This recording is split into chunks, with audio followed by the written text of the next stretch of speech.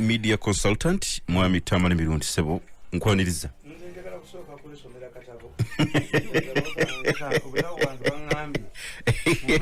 mu makati awo tulina kye tujja okufunamu mu makati awo tujja okufunamu naye nze nabagamba njogerera nnyo mu ngero obugero buno butuyamba to deliver a message you pack it si bino bitontome bya busiru biba bitontome by'obusiru bibateeka ku TV olinajjayo omutwe gundi fe obugero butuyamba mu mass communication bw'osoma ebitabo by'aba Nigeria bingi bakugamba nti to be sent on a mission you had to be conversant with a knowledge of proverbs.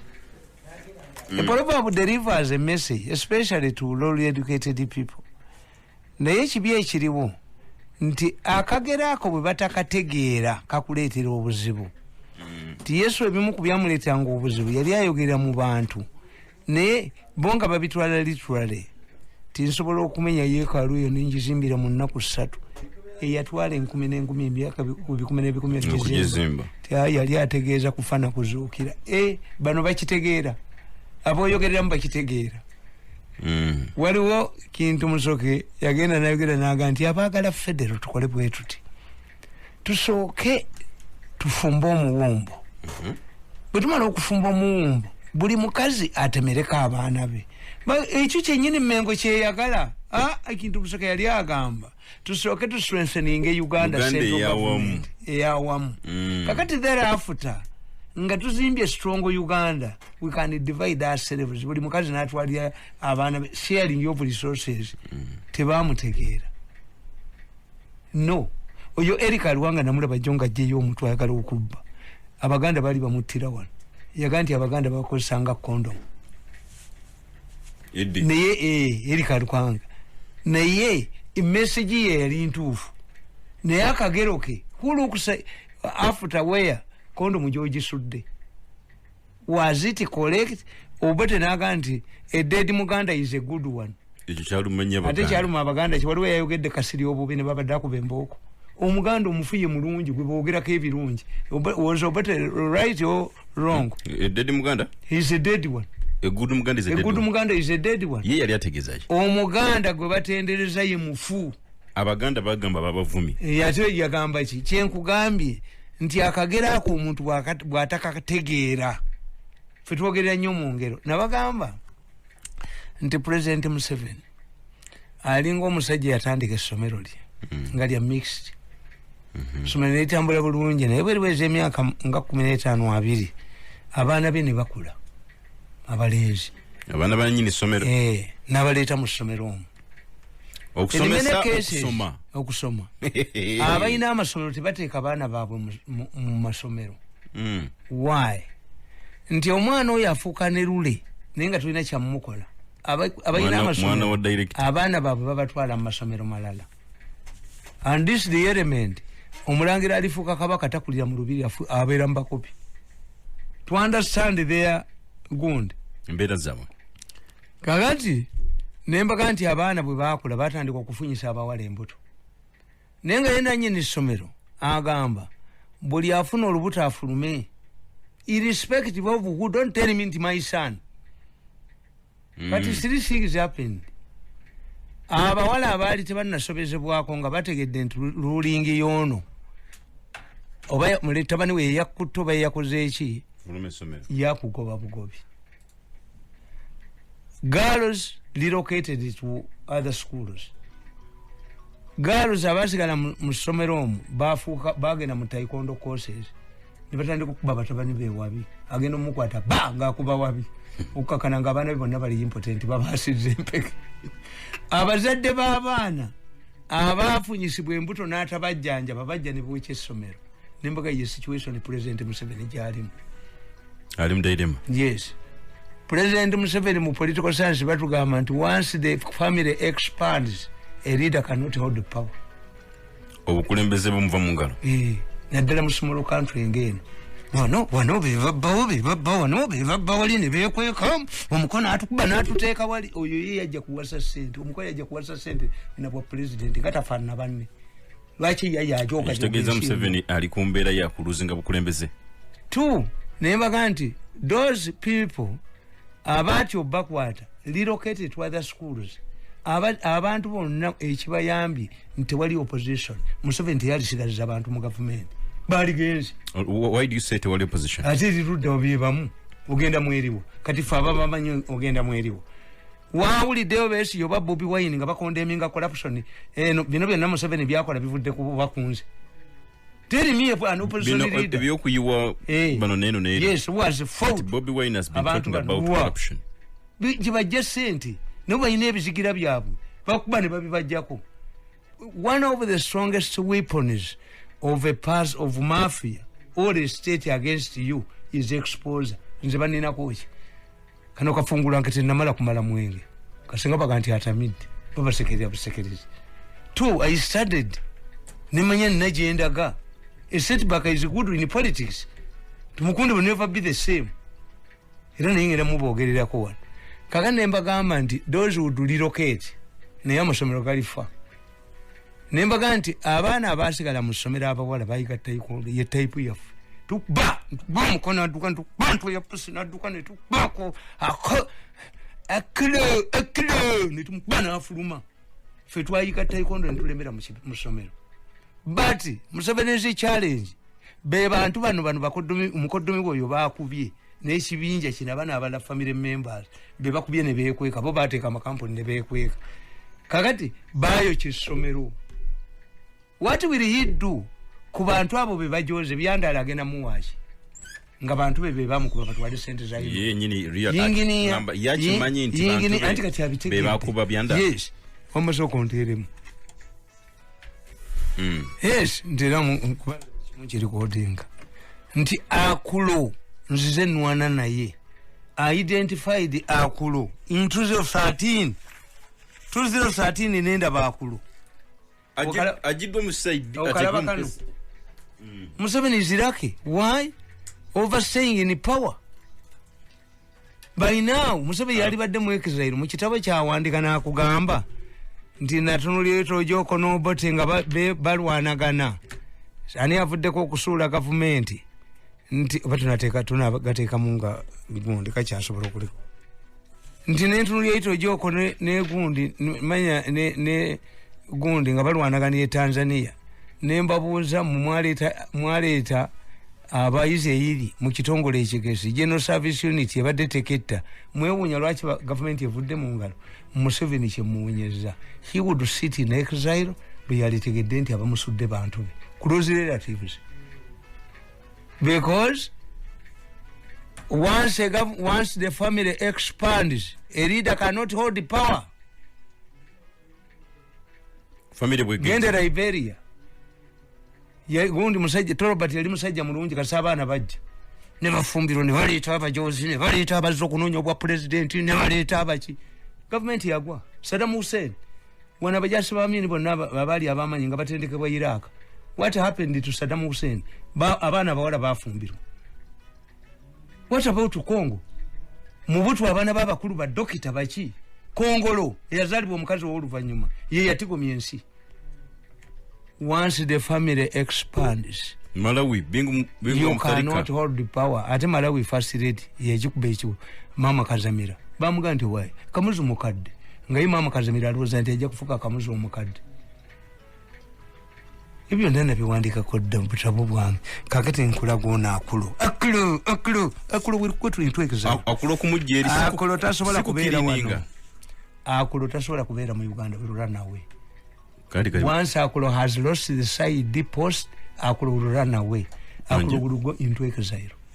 Bwaba mujja mu CID ne bameta mu KCCA eno promotion demotion ekyenyanja kivudde mazi. Akulo yereze ku president agambye nti genda okwate waliki okwate gunde tuli agenda mureya. Akulo n'agaana ate yabadde atulugunya bano MD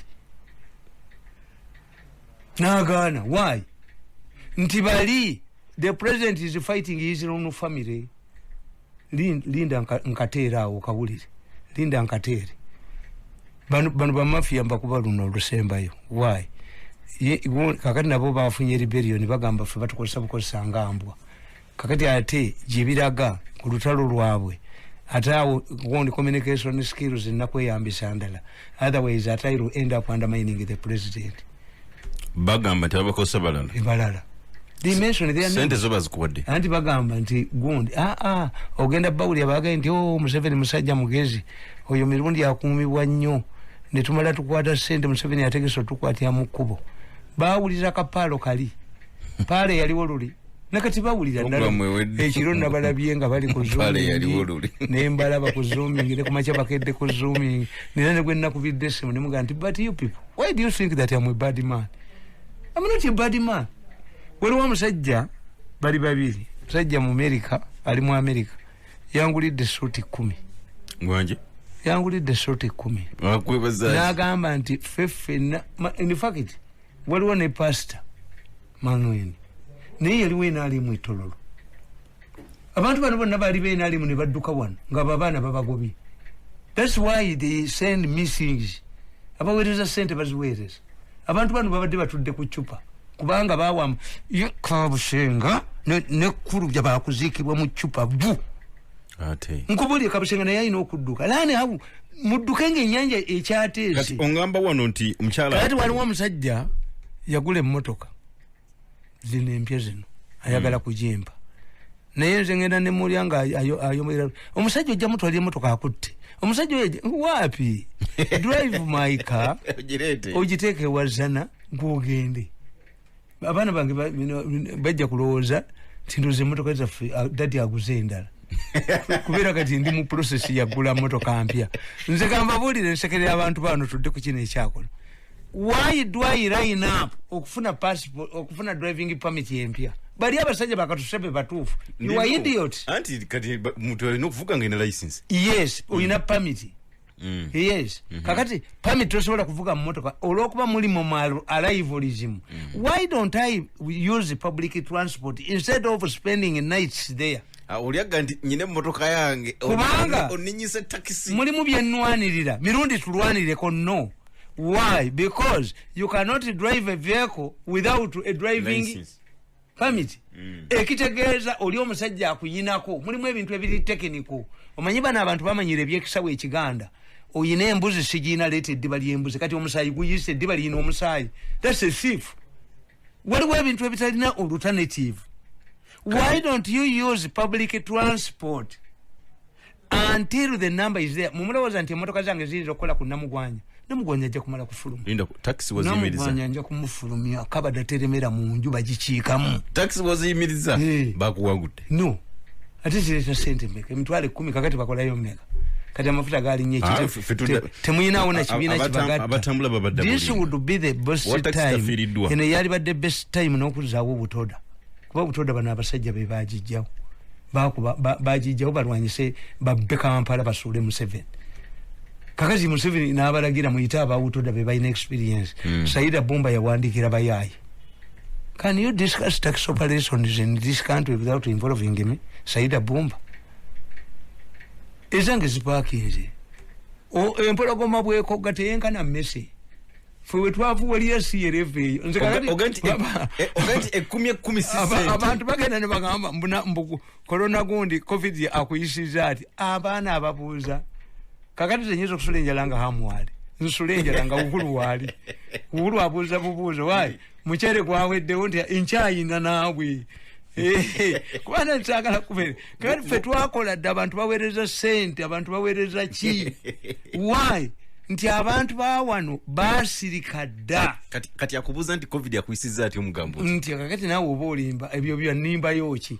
Mwenye Muganda bwabula ebyokolaga nti onnimba yoki. Kati nange covid yampisiza bubi. Bw'atandika okuyisanza obubi. Ate abalala banaabo batya. Nze nina ebintu mwe babazanyira ku bwongo.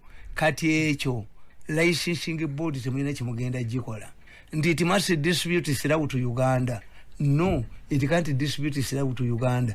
The planning and putting up structures, what you need to do is for you people okutegera nga bwe babagaye nti mutekeyo amannya gammwe bakuweereza message ojje kati ababbi bajja baweereza message. Why do you go? Usanga agasajja mu sikaso gakuba akali ka sikaso. Toka. You are stupid. wali mera mulika sekanso ngatana ngamaze byakola no wait kati abagenda mu line ku face technology balindeko leave nti watakisha motoka zange nange enkere kati wanga ani akere omukazi yabakera obanze enkere oba abana bange bakere ogende otwaleyo namugwanya kabada teremera munju yasoseewo ensonga si ya namugwanya kati sokuti funoba kamuno tudde ku nsonga ya mchala Akulo okujibwa mu CID ongambye bwajja mu KCCA etajja kubira mu Uganda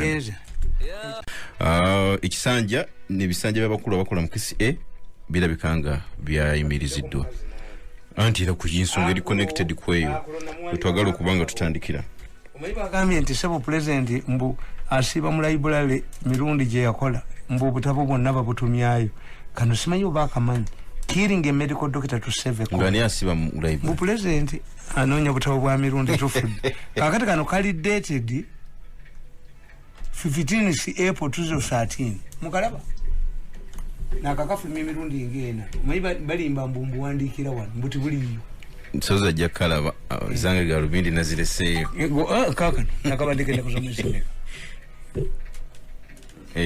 yes nakugamba ngampandika kwa Akulo ajja kudduka Akulo ajja kudduka run away the moment she loses police protection Akulo run away nabagamba nti introduction once upon a time there lived only one shukobla in the entire city of Rome. As economic dynamics dictate, a pure monopolist enjoys a lot of privileges while he remains the sole provider of a service. This cobbler enjoyed immense influence and respect and was actually revered. Like other celebrities, like other celebrities,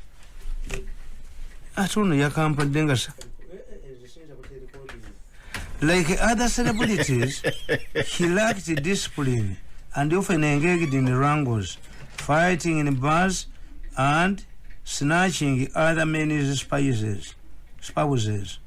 Because of his unique service in town, during one of the regular brawls, he killed a fellow patron and was arraigned before court.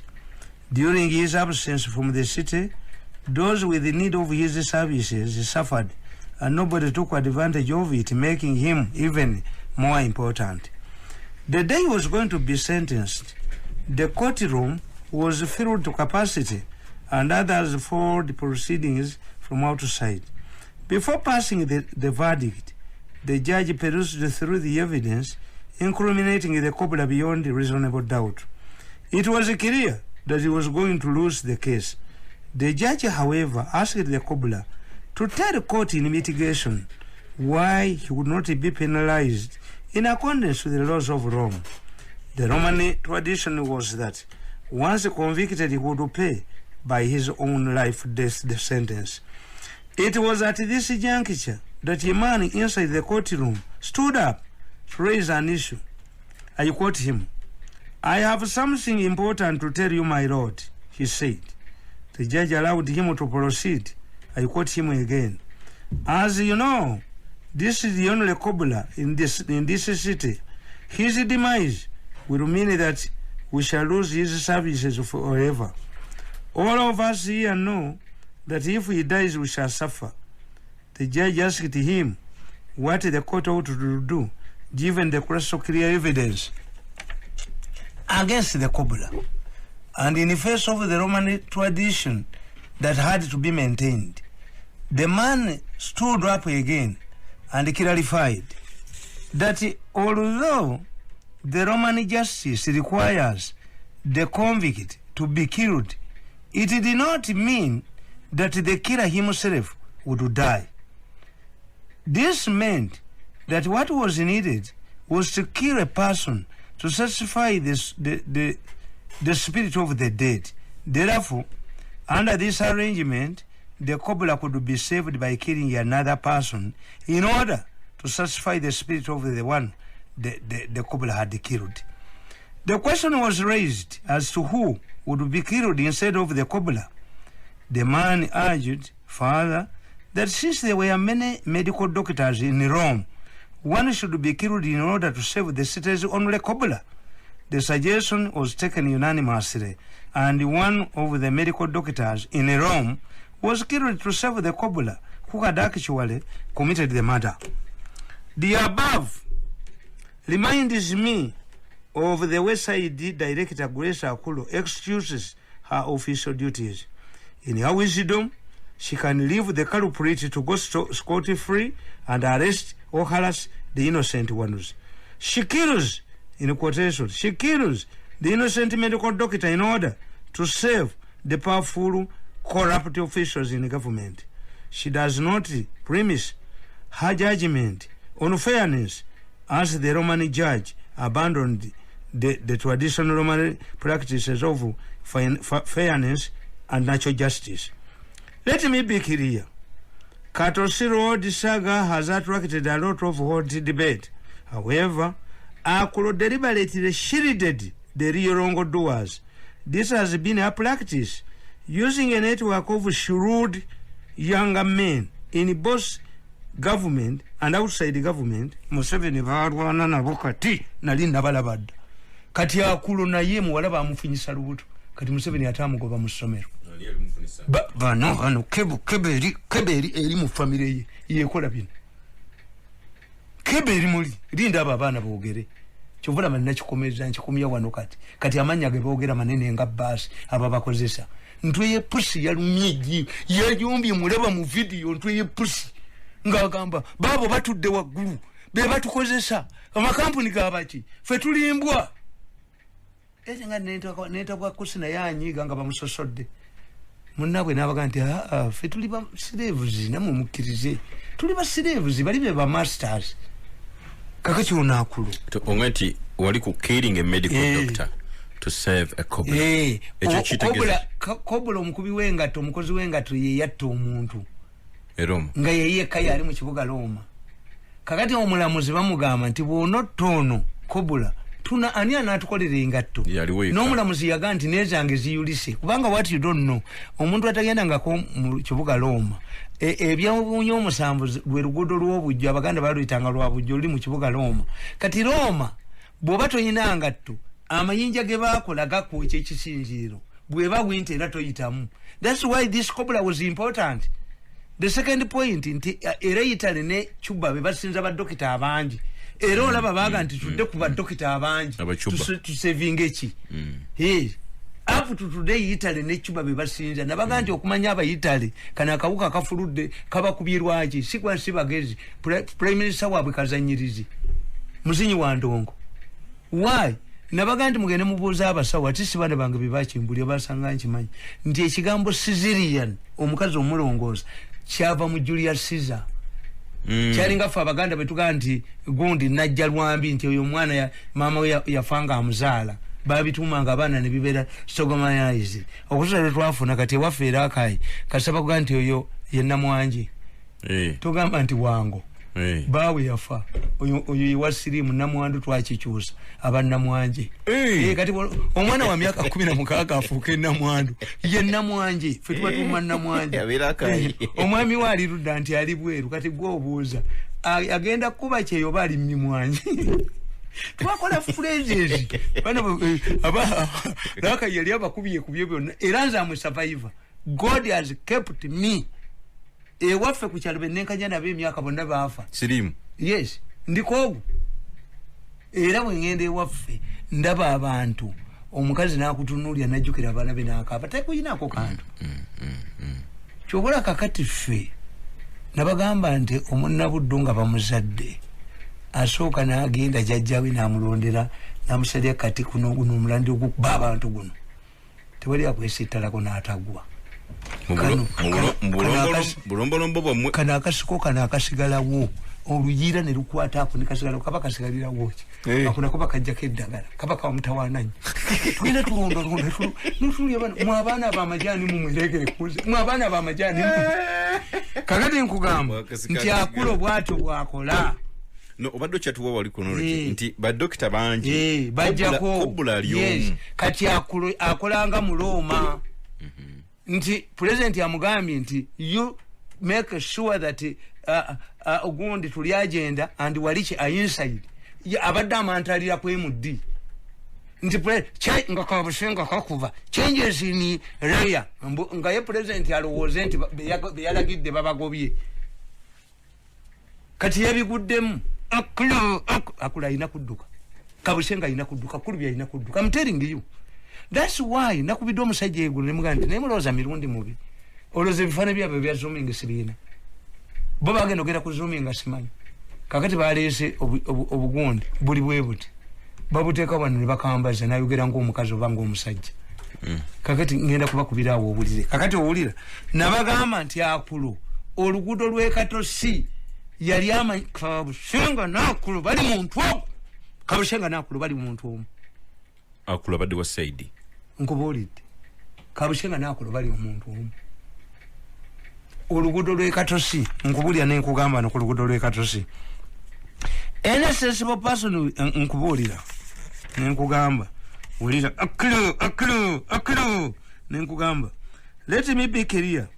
The Katosi road saga has attracted a lot of hot debate.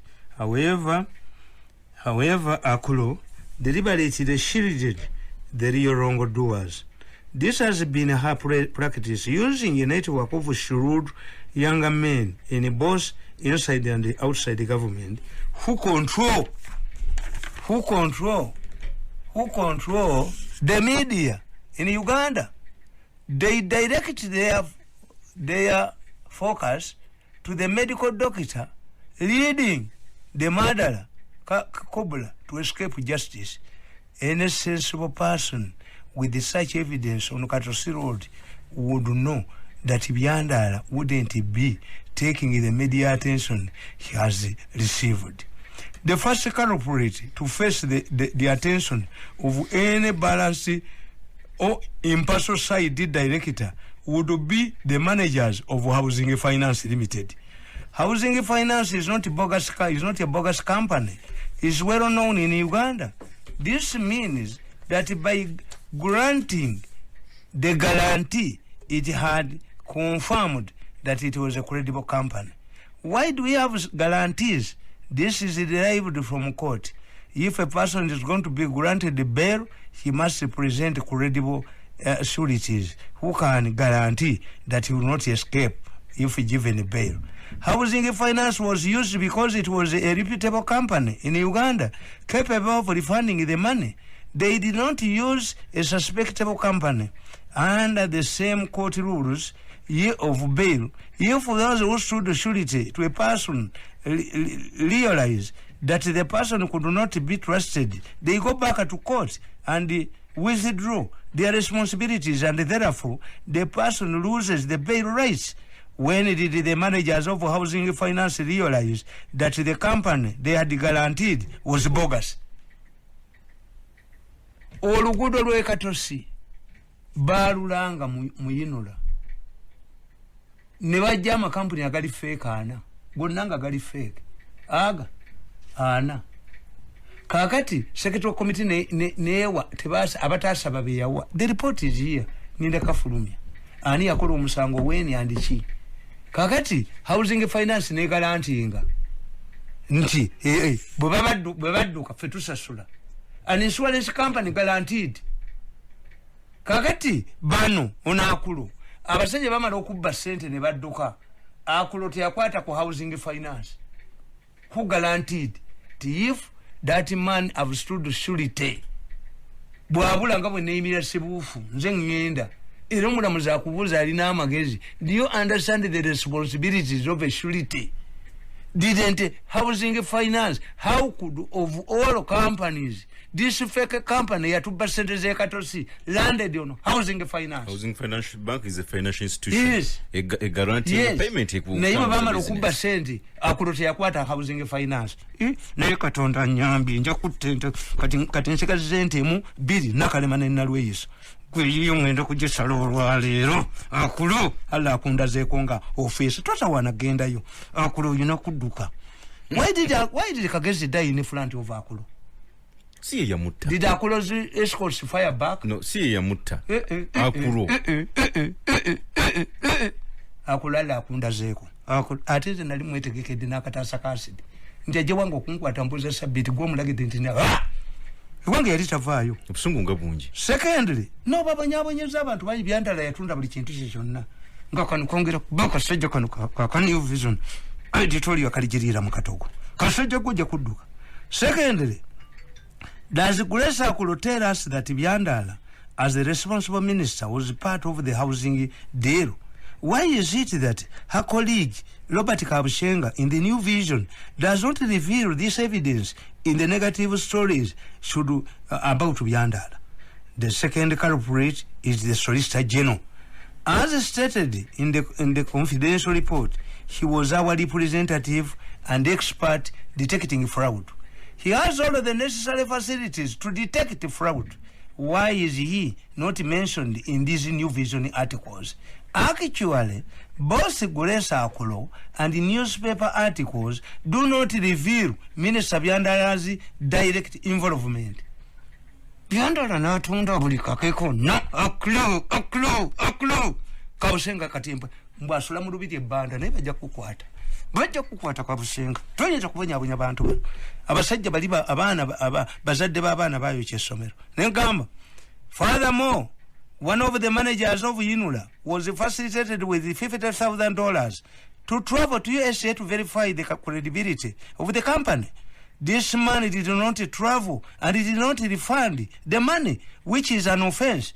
Why is it that he does not feature in any of Kabushenga's New Vision articles? Why has this not attracted the attention of Grace Akulo, whose docket involves crime investigation? This biri 13 akulala ala kutuwadde ala kusasudde my daughter Akulo nagenda ku channel 44 kayanja nangobako kubanga Akulo yatuyamba nnyo ne kayanja ne yejijiddeho investigate kayanja again ati yes Akulo ba director abasaidi bonna abaagala okuzibwa basomera wa kayanja mwali mukitegeddeko ekyo tubuli asomere wa kayanja Akula Akulo mutani wa Mirundi yinza mwita ono omukazi gundi kajina akimanyi bulungi yagoba abaganda lusambu ntuli bashuma oba ekigambo lusuma yakisanga mu Luganda abalira okukinduka nakyo kya Luganda naye omusajja bamuwa $5,000 to travel to USA to verify oba companies zino gye tuwadde okukola Katosi Road nti gyeri teyagenda. The man is still in Uganda Revenue Authority. Yes, he's still there. Grace Akulo, like the Roman judge, wants to save the murderous cobbler to crucify an innocent medical doctor. President Byandala amuze ku mulima mu minister. Once the involvement of housing finance managers is revealed and the man who did not travel to USA then dragging Byandala will not succeed. In order to protect housing finance managers, the Solicitor General and the other culprits, Grace Akulo targeted Byandala. Interestingly, Akulo, with her media allies, has played this game for a long time. Take for example, Permanent Secretary, Minister of Health, Asumani Lukwago.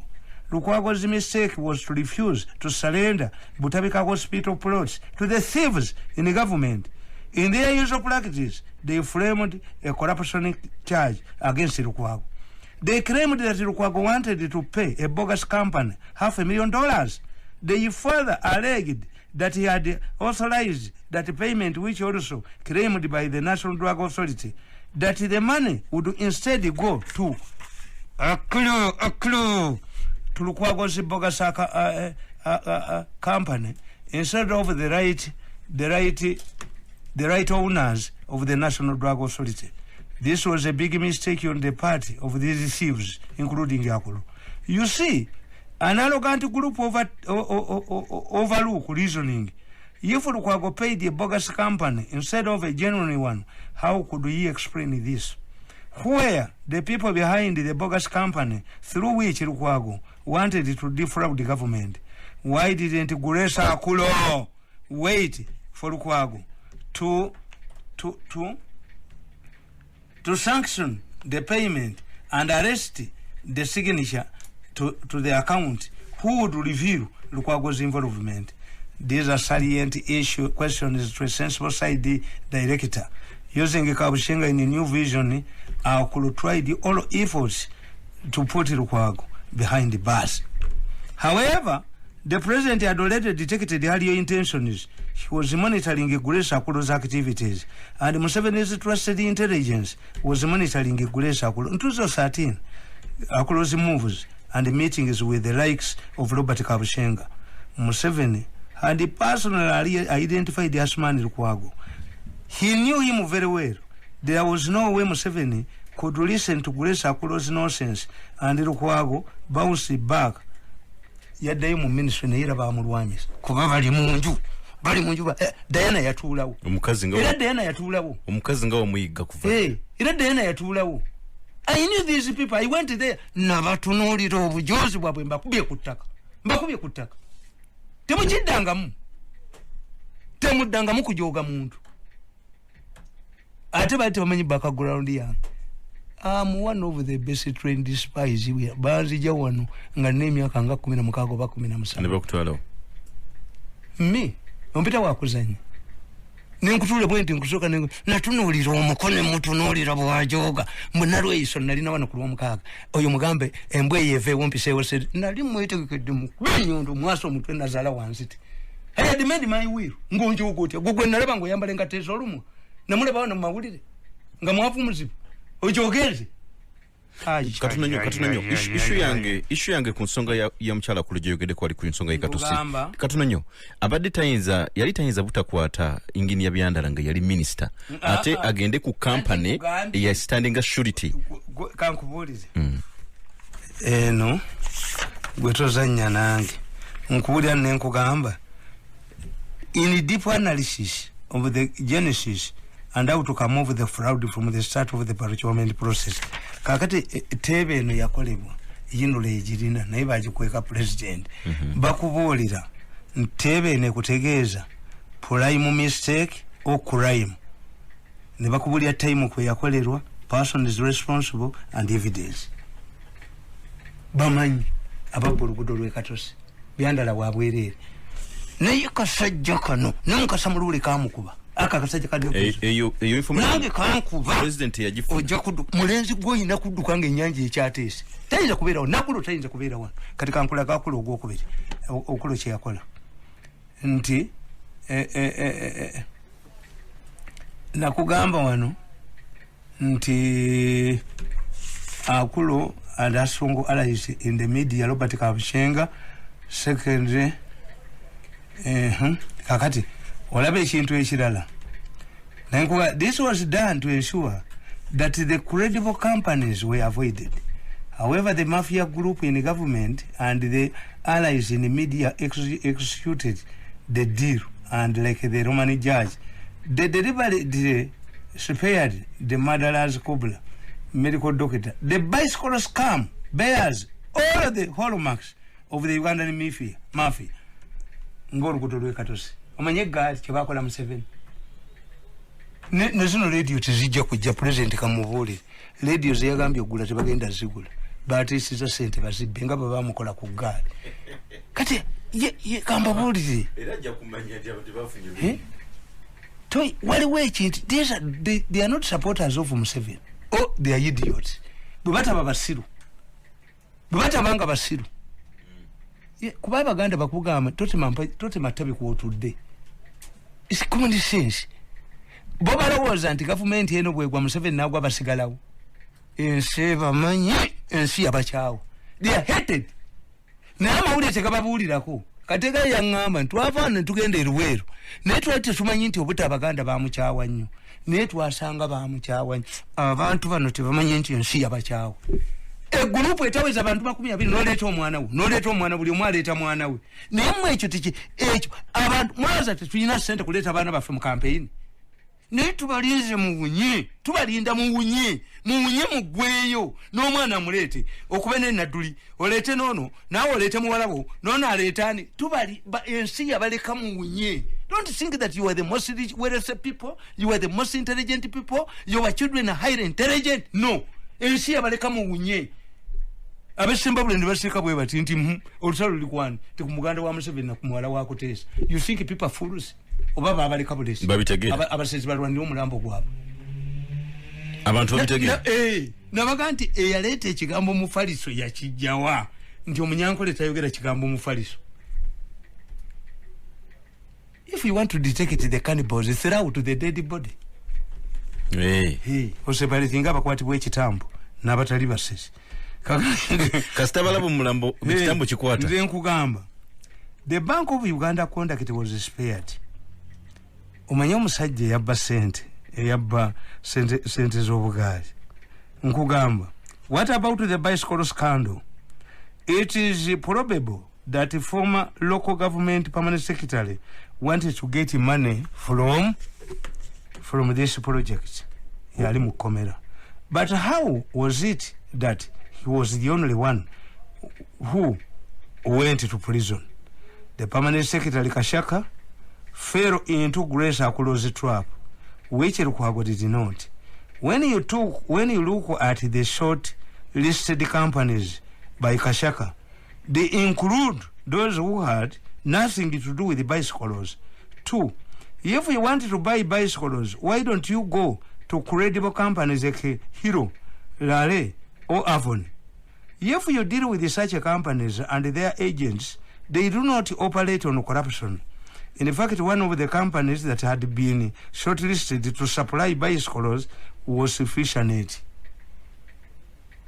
President Wabagambo Gulegali bamutandikirawo. Bagandika tusolistinga amagali. Tewali company yamanyi gye basolistinga. Singa omusajja akugamba nti njagala amabaati. Banemba wadde okusereka emizikiti. Mugenda wa manufacturer. The manufacturers mukaaga ani Uganda bati ani kati bayina ne wholesale gundi. Jogena n'ogula abatunda college gundi nabaga nti pharmacy is an outlet of a drug manufacturing company.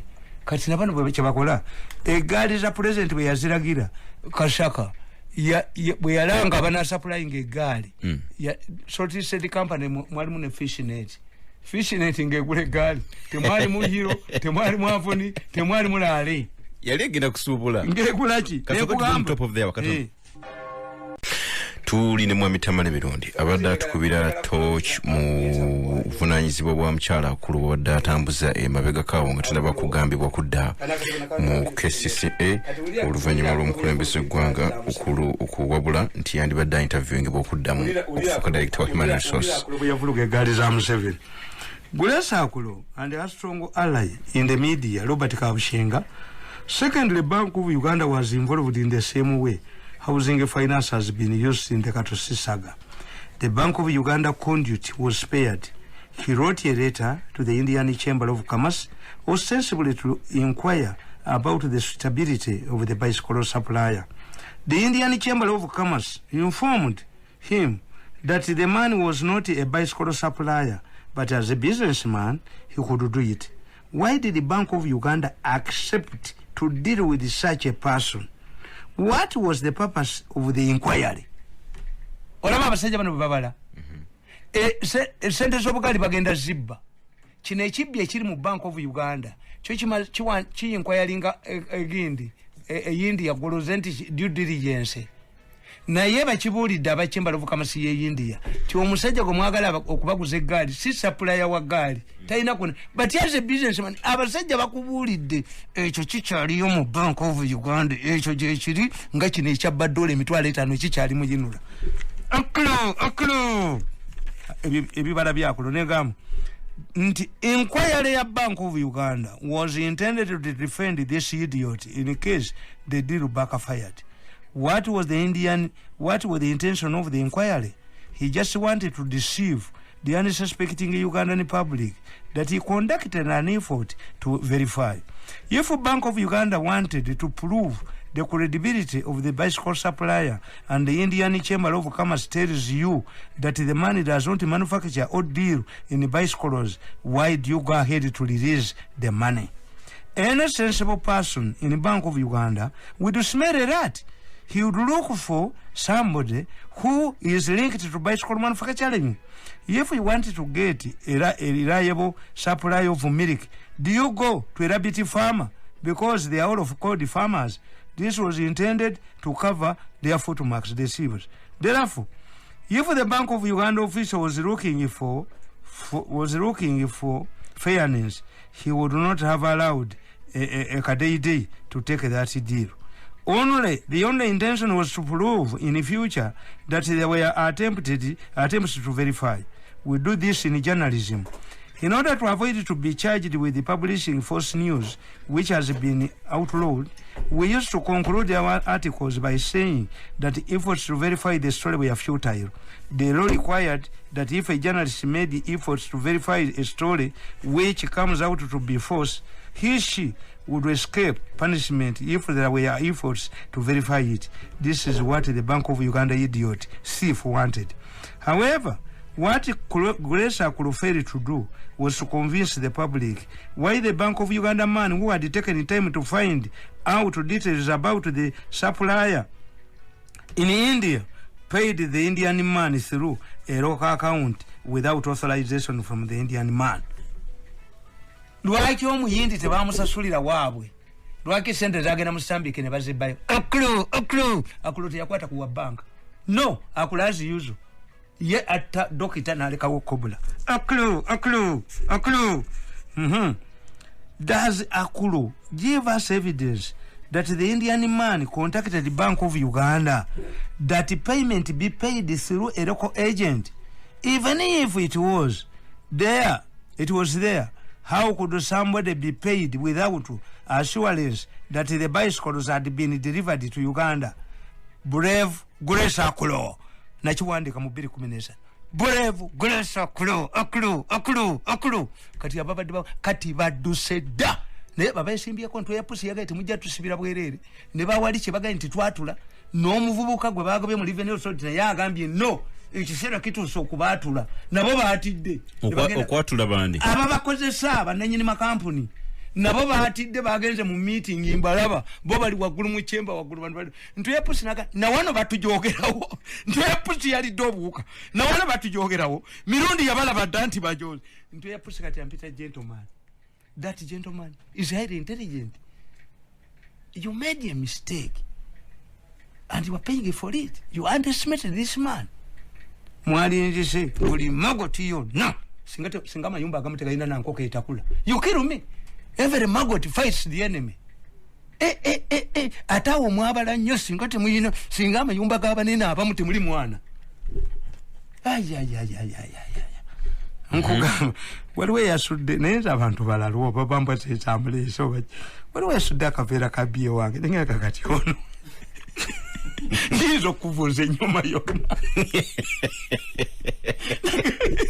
nagai onanonya kufa kubate oyo science oyo gobu singa science mbagambye mu muteekao maloko okumanya ogenzo kugulawo wambwa watuddeizeko mu kaveera bakachiko obaba n'abasajja abasomba ebintu bakikola bana basomba garbage ndiye chikola mwenyewe lwacho luzate basomba garbage kiso tewali license basobola kola bintu ebyo wange kamanda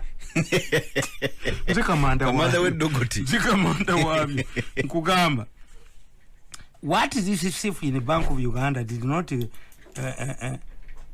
did is comparable to a cattle trader who finds a Muyima man in Kampala and assumes that he's a cattle keeper and pays him money before assigning that he had cows. However, like in the Roman scenario, Akulo to prove that she was a hard-working side director arrested the permanent secretary and left the Bank of Uganda official. The permanent secretary would not have stolen the money if it was not released by Bank of Uganda. If it was actually a criminal offense, why didn't the side director keep an eye on this Sambik account through which government was defrauded and arrested those who were to go to withdraw the money? Grace Akulo is wants the money to be stolen and takes action. She waits the ghost to be stolen and protects the ropes. People like Grace Akulo should not underestimate the thinking and understanding of Ugandans. 2. Relying on newspaper reports or media popularity does not make a sense. We have in mass communication what we call the gun bullet theory and the two-step flow. During the First World War, British war strategists used propaganda to win the war. As a result, media scholars in Britain came up with the gun bullet theory, and a propaganda campaign was as effective as a bullet. This was reinforced when in 1964 a bullet tore through President John Kennedy's body and also killed his bodyguard. However, earlier in 1924, USA held a presidential election. This election was important because the country had made reforms. The women were voting for the first time in USA. All of the media institutions supported one candidate who was decisively defeated. The media scholars went back to the drawing board and came up with the two-step flow theory that dictates that people, readers, listeners, do not swallow whatever the media vomits. Take for example the Kirumira money scandal. The Kirukula district leaders decided to return money not used in the financial year to Bank of Uganda as required by the law. Their bank was Baroda.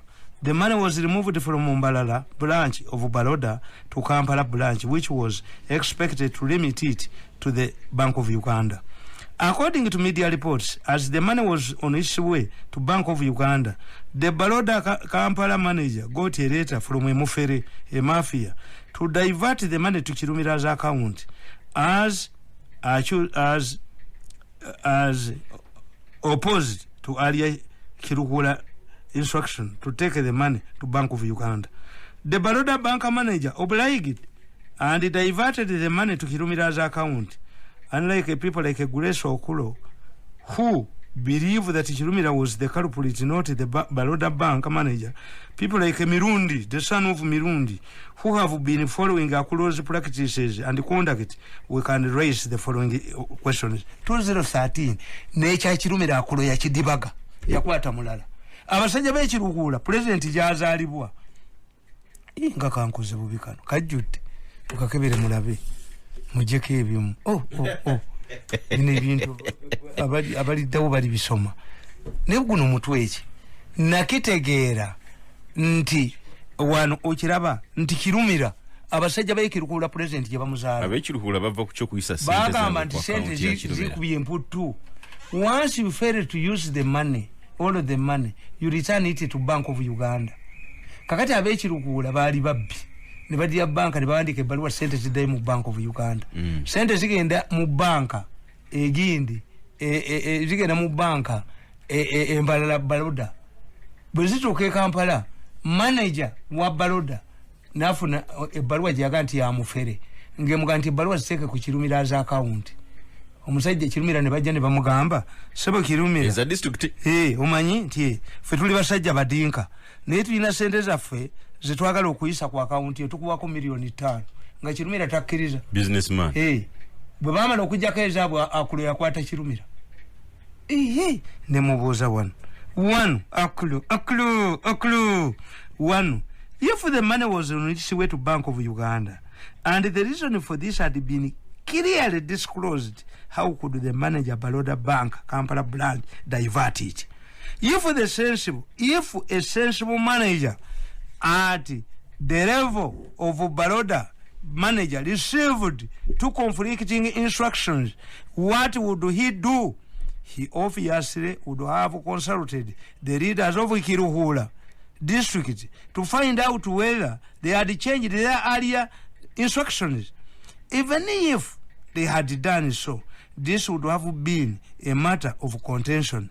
In this era of money laundering, no serious and no sensible bank manager would be willing to be used as a matter that would adversely erode the credibility of the Baroda Bank. 2. What is the relationship between the Bank of Uganda and Kirumira's account?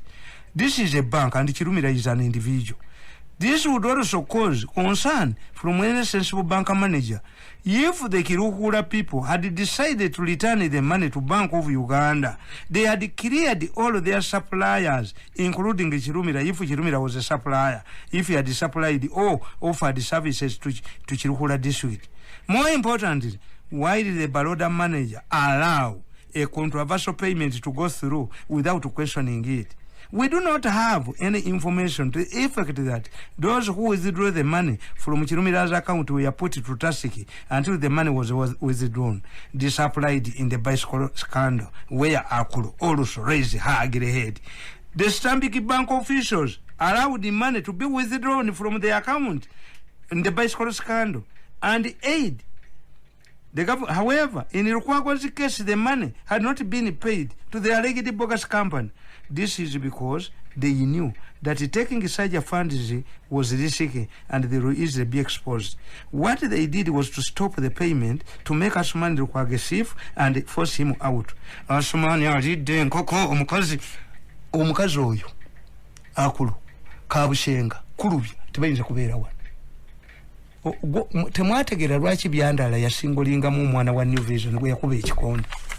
You didn't answer. Isanga ne kabushenga na yetu ate yakola ensobi tayiza kulinya kakiri tayiza kulinya nanzi gabaganda mbono omulenzi w'emmengo bwe babeera ono omulenzi w'emmengo atukwata kuki kati ku kino oyo omulenzi w'emmengo nzo olunaku kasa yakwata empologoma mulenzi kigogamba najolekeza ekifaananyi kya Bikira Maria omukatuliki ekyo ekifaananyi kisaaga yaddira empologoma najolekeza ekifaananyi kya Bikira Maria.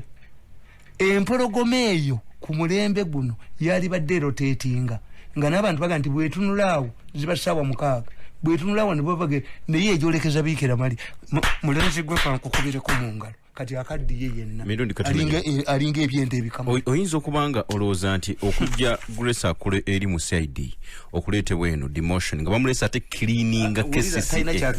Kakati laba eno magazini yange Yellow Times nagiwandiika kye eno Yellow Times eriko mwaka ki wano wetutegeera 2015 new probe on Cairo Bank no side director new government probe on Cairo Bank OPM scandal naye eyo scandal era Grace Akulo namuteekawo wuno mu kifaananyi ekiraba Judge blames side for Cairo Bank scandal mu judgment eno gyolaba era omulamuzi Kabiito yagamba nti side ye yatta omusango. 45% of the Cairo money, 45% of the Cairo money belongs to Ugandan government. Niba neze na kyebunyiza abasajja abalibya abali mu lutalo ne basalawo bateeke sente mu banka yaabwe Tropical Banka. Bano si bantu muzeyi nawe ayingirewo bana bakolako na vero nabo abasaba enguzi nga sente ziyengera ate nina kesi yenyezo kubulira y'omwana gwe babbaka akakadde ka sente nga azisize wantu bano bamulagidde ate mu babbi bannaabwe nti zifuule nti payment y'aba lawyers omwana ne bamutta ne briefcase ne bagitwala abo president ayirire ddala kakati enjaga mukimanyi nti era ministry ya health yegaba permission okutunda enjaga kakati ezo kujirima agama bajja ne bakiretanga ekiri open. What did they do? Era ama company gaabo agatunda enjaga ebweru nemwe mwabalidde bulika mu nti ensebaagala wenjagala otunuze nti ensebaagala mu wenjagala otunuze mu Uganda kino bali abavuka ba red paper bose banenya bo bakazanyiriza. I don't take red paper seriously. Niyo olupapula lwa government arrest byandala yakuba editorial kwa Busengo ligirira mu Katogo Kabusengo ligirira mu Katogo kakati katono nnyo Museveni kakati ekiseera kye kino azukusa akwate byabadde ayogera government yabadde egenda kugwa uli abantu abo banjogerako. Waliwo omukwano gwange yansuubiza emmotoka omanyi kibinya okusuubiza omuntu yansuubiza emmotoka leka kulwana na mukazi wombo oba tugitwala kakati ate obusajja bugikime kuba nyinza ojjikuleetesa ng'ogivuga ekirera neepaaking ewange kwate emmotoka vuga emmotoka yange gireeta ewaka. Okay Mirundi kakati nze batandise kulwanagana bokka nze foterefomi bagambye nti security gye nnina y'amaanyi nnyo ne motoka ezinkulembera ne bodaboda ne nabishi byamaanyi kakati awo mbatuusizza battle yaabwe bw'obanga tulina self evaluation kati battle etuse between the master ne slave who according to them they are just commissioning agents, they are conveyor belts, they are being used by powerful people. Kakati the president ekyakitegeera aleme kubanga mukulu wa ssomero yalekangawo abavubuka abe ne bafunyisa abawala embuto ng'abawala bagoba ayinza okwesanga nga ne baleese bonna bajja kufaanana bwe batyo kakasa ekidomola kasa kibanga kyekiwunya amazzi n'aganaabisiza amaaso n'agakoza atya bwe kibeera gonna gawunya. And that's where the problem is. Okay. Nenza mwerake man banneregamu I defeated them. I have not surrendered. Not at all. I have not surrendered to the enemy. Nekati anti ugambi wakubi ogusembayo. Anti kakati byenkuba kati ate bijja kuonoona. Kuba the battle is between the meeting is start between the masters and the slaves. Tuyapusinagirwaniramu. Kati amanya kali bibiri edited so much. Kati amanya ate tugenda mu malala. Oyinza gamba omusajja nti waayi mukazi wa bamutwala mu loogi muli n'akutuka omutima oba natta omukazi kati nzo muga nti waayi omanyi nti omusajja gundi omugagga naye se bayindya mu buloogi buno nti okakasa nti kakasa tugenda omulaba alaba mukazi we naye before kakati eyo situation weetuuse yaabwe. Okay. Yes yaabwe kale kakati mbadde obutabu bwange bunangenda kubuddamu mbufulumye bwonna kuba nabagamba nga linga tembutegeera okujjako kano nga bwe mpulidde bagaa nti amu useful campaigner era kano nali nakakola factors that will affect Museveni's 2021 polls nakawandiika ddi nakawandiika offered on Wednesday January 22nd 2020 at my home in Kabalagala completed at 3 p.m. nali nalabadde ensonga ezigenda obbasuula bano naye kakati mafia ekubulidde gyeri ti both their conveyor belts these people zesobola kati badda ku zooming ne bagireeta police esobola bakwata and that's a very fundamental question bwe babanga mirundi ekagu batya and they are making sure that they break the link between the president and me as the source of, according to them, I'm the source of their problem. What happened to SID? What happened to military intelligence? What happened to ISO? Very challenging. It poses a very fundamental question as far as other institutions of government are concerned to be a problem. And how come the others?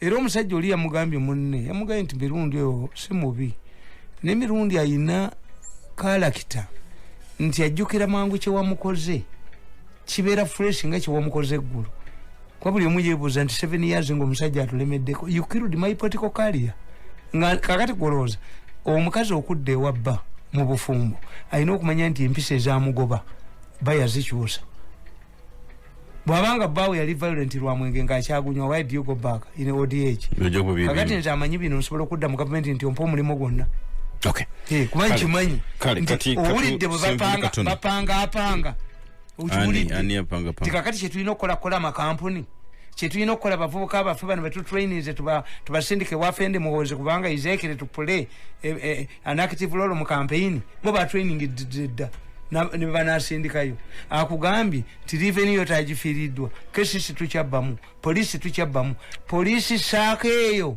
egisaako buli muserikale emitwalo 10 nga teboogera gye ziraga yaani yaabo kyovula teyogerwako agambye mu polisi tukyabbamu ate sente zaabwe bazikwata tebannazifuna abapolisi musako yabwe musako ya polisi n'ensimbi abaserikale tebazifuna bagambye oyagambye nti mu polisi tubbamu akubulire gye tukyabba nti eno mu revenue yatufunzizza abantu baffe oli agambye nti nga Nakalema agenza aluuzinga influence bamulowoozesanga nti be batuufu namugamba nti President Museveni alinga omusajja ku kyalo ye tagenda kwogera ye gwe bawasa Museveni gwaleeta gwe bakwata nembaga nti Nakalema awunya nina tape nga Nakalema ojajoga ennyo ng'amulagira we must remove people tuteekemu abantu baffe mukuba omuvubuka yadduka mukyalo Nakalema Ayogedde South Africa anti-corruption nga gwe bagamba yes gwina omuyina mulina nakale my interdicts people ngeroka kwa bushenga ke kabiwandika to replace them with their own people. I've done my job, I've done my work. Oshitadde awenchikomeza. Okay, kale twagala kufuna ku legacy ya brigade ya Major General Kasirye Gwanga, but before that katono nnyo ku kiri echa appointment mwono mu KCCA waliwo ekyewunyisiza abantu. Ajati Sala Kanyike omumyuka wa Lord Mayor omukulembeze yamulonze kuba director wa gender akakasibwe. Ntegedde ko nti muluda inayo press conference lero emisana. Wena leba muyambaje wanje era kati bamusekerera ani go basekerera muzee si kanso mwe babba city council mayor oyo lukwagusi mayor wa Kampala. No kitaka mayor wao mayor wa Kampala manyidwa musajja mukulu mayor wa Kampala mulala nnyo yiri mwami lukwa nedda ekisikirize. The de facto mayor of Kampala is known. He's an old man. Yani basese kati ntoyo Kanyike omulete nchala Kanyike omulete Kanyike abaddewa city council baji wamba deputy wa nabagamba nti city council buli lunaku waliwo liize gwako y'abayindi nga ya sente meka $3 million ajikwate kolabe. The de facto mayor of Kampala is an old man. Ali mu Uganda one. The executive director of Kampala is an old man. Sebo bakitaka kale kyokufula omumyuka wa Lukwago ndizana neshenjagala ogoba mu Kampala ngenda wakitaka hapana kitaka na yeye nyini abamuteekawo baali baagala basi nti omuganda bwangu okuyuya kitaka n'alemesa basi kakati kitaka bwalemesa basi gundi omukyala ono yali PPS n'aleeta bawe ajja atwala ekifo ekyo ng'omukyala anoonya kyabwa sekretary general Yiso si atabangula okuvuma Lumumba yali Yiso yennyini yabateekamu. Who directed Yiso? Ono yali former PPS. Naye no bamukunya mu kalulu ewaabwe akalulu kamufuukidde akalulu alina ssente empitirivu aga muzeeyi eyantumi muzeeyi yamaze okugobawo nate yakutuma waliwo akawala kyekamukola kino tekyewunyisa kuki president balwana nabo tabasobola nabagamba nti omuntu alifungula ministry ya education yesinga mu obubbi kati nemuwakana bagambye eki bagambye nti tubbawa naye mbagamba nti once you detect akavuyo kakati nze nabayambi mwalabe yo namba nti baba tutegendi kati basiibula Lwaki president yagudde ekiguddemu babadde batuuse n'okuddira omusajja driver twakadde driver mu Uganda nti yali mu January n'ayita wawe baagire ne bamunoonya nti kati aweza contact 200 batuteekeyo ewange ndabo wekivuliya njogera ndabo wekivuliya nti gwe bakutte mu association kinze nange tebayinza kufuluma wange result says ziri fake bade bazifulumye kiki bagoba sente ne mubba n'emmere y'abantu omusajja ne bwanyize. You want to overthrow the government. These people want to nedda sibasiru obugagga babugina abantu bano balina obugagga abantu bagagga nnyo naye mmwe mbabuulira nti kasita when a drunkard woman stripped her naked to drunkard men they rape her. When a rich group exposes its arrogance to a poor people, you steal their food, you steal their relief, you drag people into isolation centers where they don't even eat a meal, and another dish comes up and raises his or her head. Baje kubata kakati mumboli baada dish bonna baba wa milioni 5.6 nibashoka basasula ko 13 mbayo hiyo pesa iko wapi? Pesa ya dish iko wapi? Mbayo pesa ya dish iko wapi? Ndala ziliwa baba banu chivuli mwi omukazi omutamivu kasakunamira abasajja batamivu bamukwata. Okay, dakika 2 obudde butukutte tugende ku legacy ya Major General Kasirye Gwanga. Tugende obudde butukutte tugende dakika zino ziri 3 zokampuliza. The sponsors of the mafia, the real mafia gang should sit down. Please Museveni mukomye okubba. Okay, president asana kulwana namu nze mbasonyi sijja kuba kubamanya kamwe sijja kola ki people can pounce on them aba basajja abo waraza tibabamanyi wadde badira obunaka ne babweteka mbulago You think those voices are not known? Lulika ntu ya pusika kuganti. Bweyagwa ku Lwomukaaga, people rang us from Entebbe, from Nakasero, from where? What is happening? And as a result, the mafias and the slaves and their masters had a meeting. Muyambe president help. You are not helping the president. Omuntu okwewala AIDS abatayamba kitaawe na nnyina. Omuntu okwewala COVID-19 abate tayamba Museveni. Museveni has given you drugs. You people have been exposed. Your nakedness has been exposed. Abaganda tulina proverb nungi nyega amatunga koze waavu bye. Remain with what you have already rooted. Na yenseva manyi ensinyevu. Mujja koleza akabiri mu nyumba muli ebitomala bya petrol mudduke wano. Mujja kuduka. Yeka bushenga ina kuduka. Nekuli yabitegekere odale wizidro. Kati kukasiri nkugamba. Ndito Mukunda was further stripped naked when he was taken to Rukungiri for a house search. Nothing happened. No excited or onlookers. No commotion. Nenkugamba nti the two newspapers BW'AKEDDE and the New Vision wanted to make it appear like Mukunda was arrested for speaking against injustice. Although the media, especially the New Vision and the BW'AKEDDE, tried to drag General Kasirye Gwanga into Mukunde's issues, they did not succeed.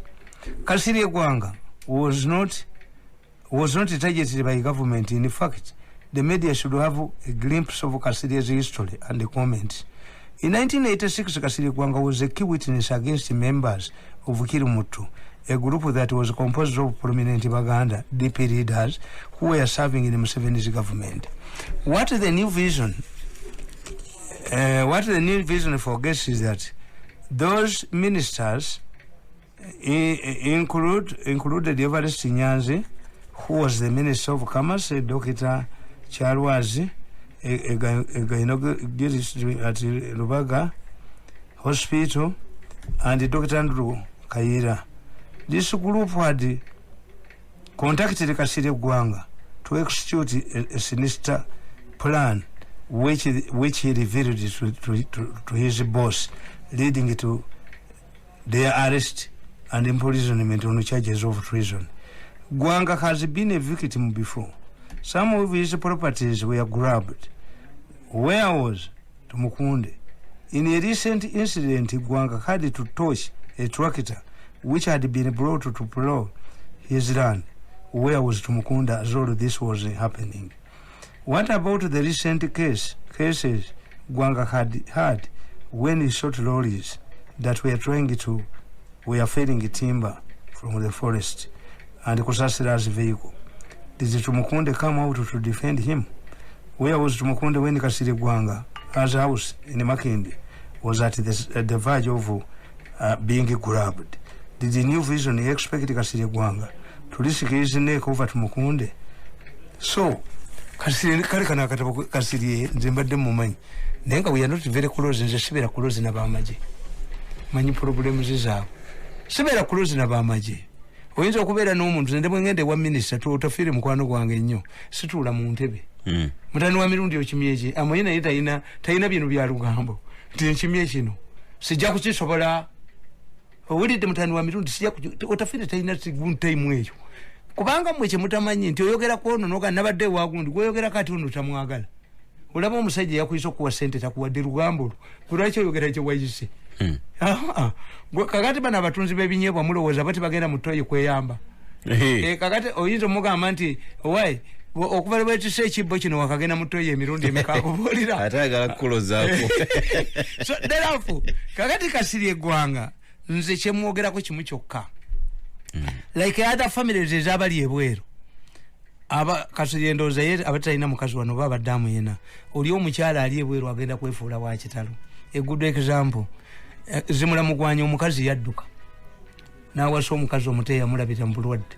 Owempeta bwe yadde yatwala buli kintu kyonna abaana bazimula mugwanya abato bali akasasiro. That's one. Kasirye Gwanga properties abadde ayina nnyingi. If Katumba Wamala does not help the family, atebali ababbi bagezi. Minister yaliagala kubeta kali akasiri gwanga watu wakitagwe which was a minister. Oloza kati anajireka. Oloza kati takanalireka.